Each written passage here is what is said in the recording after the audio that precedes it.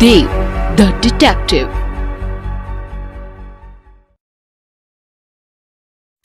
सुबह के 6 बजे एक आदमी डिटेक्टिव देव के ऑफिस आया। डिटेक्टिव देव, मैं रघुवीर हूँ, डायमंड डीलर सूर्यकांत का बेटा। मुझे आपकी मदद चाहिए। मेरे पापा की आज डेथ हो गई है हार्ट अटैक से। मेरे पापा हार्ट पेशेंट थे, लेकिन मुझे लग रहा है कि उनकी मौत नहीं हुई है, उन्हें मारा गया है। पर मेरे पास इसका कोई सबूत नहीं है, इसलिए मैं पुलिस के पास नहीं जा सकता। और मुझे मर्डर का शक इसलिए है क्योंकि 2 दिन पहले ही उन्हें फोन पर धमकी मिली थी। फिर देव अपनी टीम वेदिका और टैंगी के साथ रघुवीर के घर आया।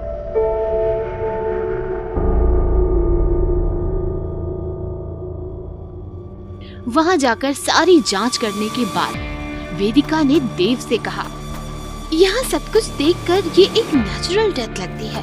दरवाजा अंदर से बंद था, आने जाने का और कोई दूसरा रास्ता भी नहीं है।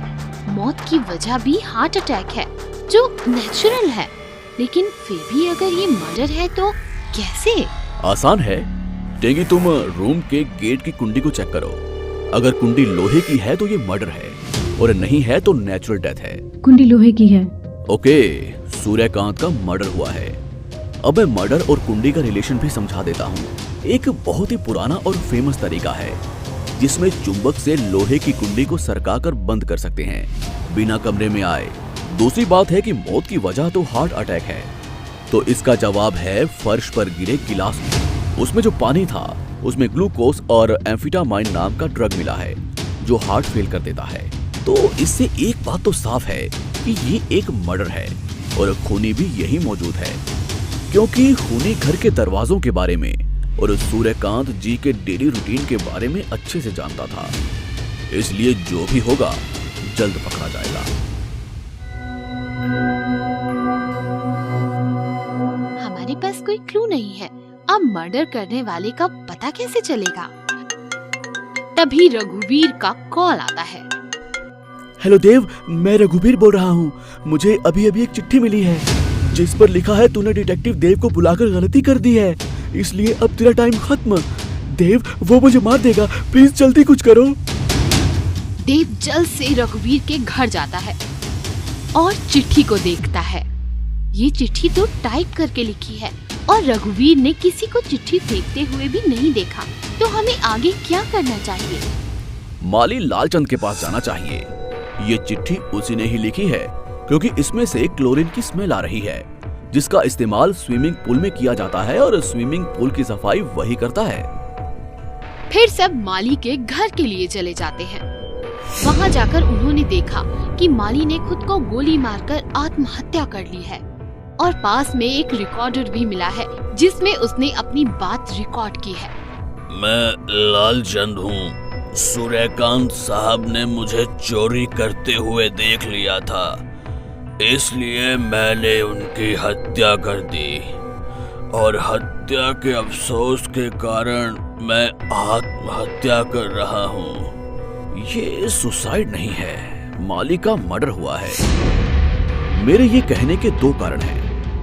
पहला कि रिकॉर्डिंग में इसकी आवाज सुनकर साफ पता चलता है कि वो नशे में है, लेकिन यहाँ कोई बोतल या गिलास नहीं है।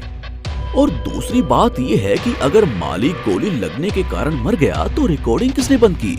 इन सब का एक ही मतलब है कि माली की बात किसी और जगह रिकॉर्ड की गई है, और वहां चली गोली से माली की मौत नहीं हुई है। माली सिर्फ एक मोहरा है हमें गुमराह करने के लिए। खूनी कोई और है। वेदिका, जल्दी से पुलिस को इन्फॉर्म करो। मर्डर का पता चल गया है। मर्डर सूर्यकांत जी के ड्राइवर ने किया है। इसके बाद देव सारे सबूतों के साथ ड्राइवर को गिरफ्तार करा देता है। थैंक यू डिटेक्टिव, मैं जानता था कि आप खूनी को जरूर पकड़ेंगे, पर आपको कैसे पता चला कि ड्राइवर ही खूनी है? मुझे ड्राइवर पर शक तब हुआ जब मैं तुम्हारे फोटो एल्बम देख रहा था। उसमें ड्राइवर की पत्नी को देखा, जिन्होंने हर पार्टी फंक्शन में ब्रांडेड कपड़े पहने और काफी महंगे गहने और हाथ में 2 लाख रुपए की कीमत का बैग। मैंने जब उसकी इतनी महंगी वेशभूषा की छानबीन की तो पता चला कि ड्राइवर के बैंक अकाउंट में बहुत बड़ी रकम है। और खोजने पर पता चला कि वो सारे पैसे आपके पापा सूर्यकांत जी के ब्लैक मनी के पैसे हैं, जो उन्होंने ब्लैक मनी और टैक्स से बचने के लिए ड्राइवर के अकाउंट में डाल दिए हैं। ड्राइवर उन सारे पैसों को हथियाना चाहता था, इसलिए उसने सूर्यकांत जी को मार दिया और नेचुरल डेथ दिखाने की कोशिश की, क्योंकि अगर सुसाइड या मर्डर दिखता तो जांच होती और सारा ब्लैक मनी पकड़ा जाता। लेकिन जब उसने देखा कि मैं मर्डर प्रूव कर चुका हूं, तो उसने दूसरी चाल खेली। माली को अपने घर पर शराब पिलाकर बातें रिकॉर्ड कर ली और इन सब का अहम सबूत मिला ड्राइवर के घर में लगे झूमर से। मैं जब ड्राइवर के घर पूछताछ करने के लिए गया, तब मुझे एक आवाज आई जो माली की रिकॉर्डिंग और सूर्यकांत जी को आए धमकी वाले फोन के बैकग्राउंड में थी, जो हवा के कारण उस झूमर से आ रही थी। और बस इतने सबूत काफी थे उसके लिए। देव द डिटेक्टिव। फोन की रिंग बजती है। देव। हेलो। सामने से जवाब आया। डिटेक्टिव देव, मैं सुमित्रा बोल रही हूँ। मुझे आपसे कुछ जरूरी बात करनी है। आप प्लीज मेरे घर आ जाइए। मैं आपको एड्रेस। अपनी असिस्टेंट वेदिका और टैंगी के साथ सुमित्रा के घर जाता है, पर सुमित्रा जी घर पर नहीं होती हैं। सुमित्रा जी बाहर आ गई होंगी, तब तक हम यहीं बैठते हैं। अब बैठना नहीं है वेदिका। मतलब ये कि सुमित्रा का किडनैप हो गया है, और वो भी अभी से 9 मिनट पहले। तुम ये कैसे कह सकते हो? कहने की बहुत सारी वजह हैं। पहली बात, अगर कोई इंसान घर से बाहर जाएगा तो दरवाजा बंद करके जाएगा और वो अपना फोन भी साथ लेकर जाएगा। लेकिन जब हम यहाँ आए तो दरवाजा खुला था और फोन टेबल पर पड़ा है। दूसरी बात है कि मेन गेट के पास गार्ड का कैबिन बना है, लेकिन गार्ड कहीं नहीं है। और तीसरी बात यह है कि किचन में माइक्रोवेव में केक बन रहा है। एक केक को बनने में लगभग 15 मिनट लगते हैं और टाइमर में अब भी 6 मिनट बाकी हैं। मतलब कि सुमित्रा 9 मिनट पहले यहाँ थी। इसलिए टेंगी, तुम घर की अच्छे से जांच करो और कोई फिंगरप्रिंट, ब्लड या कुछ भी मिले तो उसकी पूरी डिटेल्स निकालो। तब तक वेदिका तुम तलाशी लो और देखो कुछ मिलता है क्या, और मैं गार्ड का पता करके आता हूँ। थोड़ी देर बाद वेदिका ने आकर देव से कहा, मुझे गार्ड मिल गया है और किचन के पास से एक घड़ी भी मिली है। ठीक है, पर गार्ड कहाँ है? वो अलमारी में बंद था और देखकर लगता है कि उसके साथ मारपीट हुई है।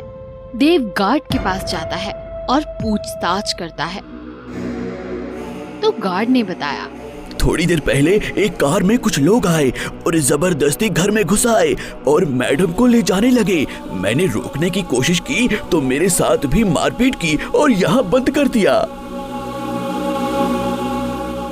सुमित्रा जी की फिंगरप्रिंट के अलावा कुछ नहीं मिला।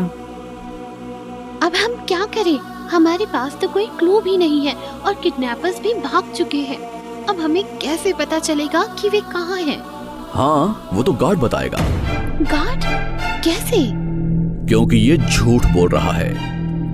यहाँ एक नहीं 2 गाड़ियां आई थी। मैंने घर में आते वक्त बाहर 2 गाड़ियों के टायरों के निशान देखे थे।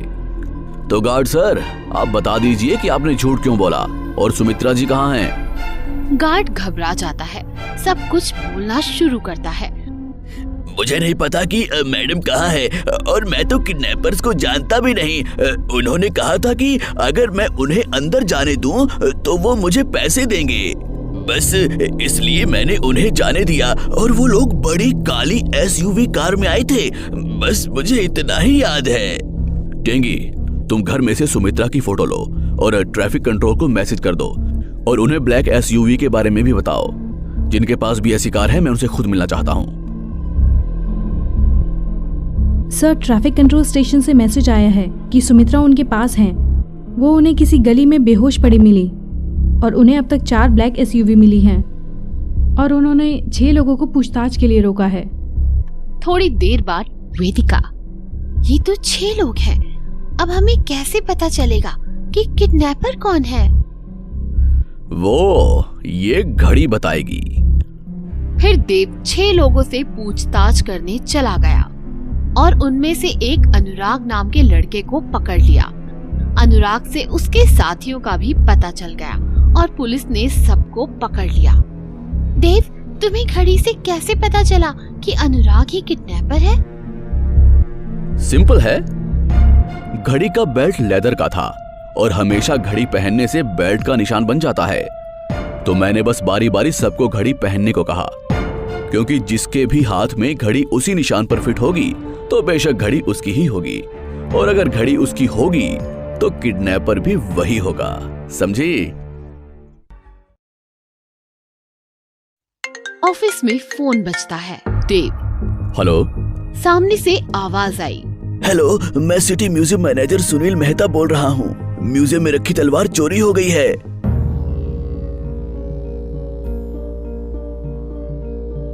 सारे गेट पर पासवर्ड लगे हैं, फिर भी चोरों ने कोई गेट नहीं तोड़ा, ना ही कोई सिक्योरिटी ब्रेक की है। मतलब कि चोरों को पासवर्ड पता थे, और इसका मतलब एक ही होता है कि कोई अंदर का मिला हुआ है। मुझे गार्ड्स पर शक है। वेदिका, तुम यहाँ की हर एक डिटेल नोट करो, और टेंगी, तुम गार्ड की आइडेंटिटी लो और इसकी सारी बैंक और कॉल डिटेल्स निकालो। सारी डिटेल्स देखने के बाद वेदिका सारी रिकॉर्डिंग डिलीट कर दी है और कहीं कुछ नहीं है।